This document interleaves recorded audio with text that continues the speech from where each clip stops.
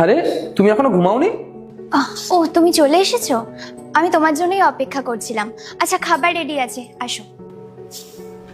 আরে কিন্তু রাত 2টো বেজে গেছে, তুমি এখনো পর্যন্ত জেগে বসে আছো আমার জন্য।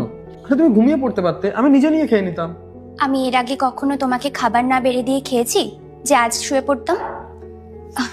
এমনিতেও খালি পেটে একদম ঘুম আসে না। তার মানে তুমিও না খেয়ে বসে আছো এতক্ষণ?